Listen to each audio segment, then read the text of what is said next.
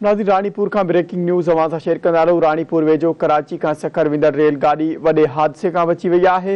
Railway station भरिसां पटड़ी उखड़ियल हुजण सबब रेल के हंगामी तौर बीहारे वियो।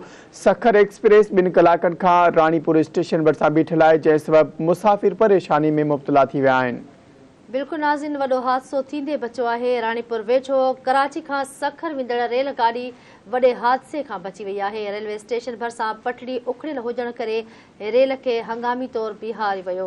सखर एक्सप्रेस 2 कलाकनि खां रानीपुर स्टेशन भरिसां बीठल आहे, जंहिं सबब मुसाफ़िर परेशानी में मुब्तला थी विया आहिनि। इन हवाले से नाज़रीन वधिक तफ़सील मालूम कंदासीं। धरती टीवी जो रिपोर्टर गुल हसन चांडियो असां सां लाइन ते मौजूद है। जी गुल हसन, आगाह कजो, छा तफ़सील आहिनि?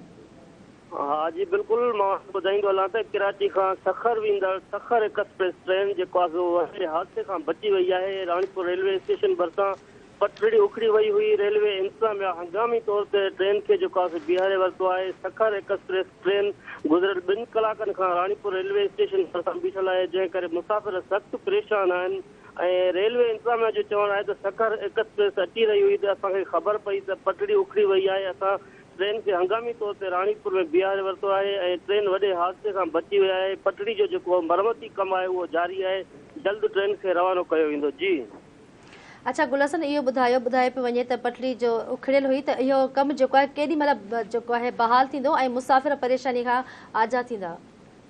हाँ जी बिल्कुल, मां इहो बि ॿुधाईंदो हलां त जेको पटड़ी जो जेको कमु आहे उहो रेलवे इंतज़ाम पारां जारी आहे। उहो तक़रीबन जेको आहे सो कलाक हिक जे अंदरि जेको आहे सो मुकमिल थी वेंदो। जेको रेलवे इंतज़ाम जो चवणु आहे उहो 1 कलाक जे अंदरि मुकमिल थी वेंदो। मुकमिल थियण खां बाद में जेको आहे सो सखर एक्सप्रेस खे जेको आहे हितां रानीपुर रेलवे स्टेशन खां रवानो कयो वेंदो। जी ठीकु आहे, वॾी महिरबानी तफ़सील ॾिना।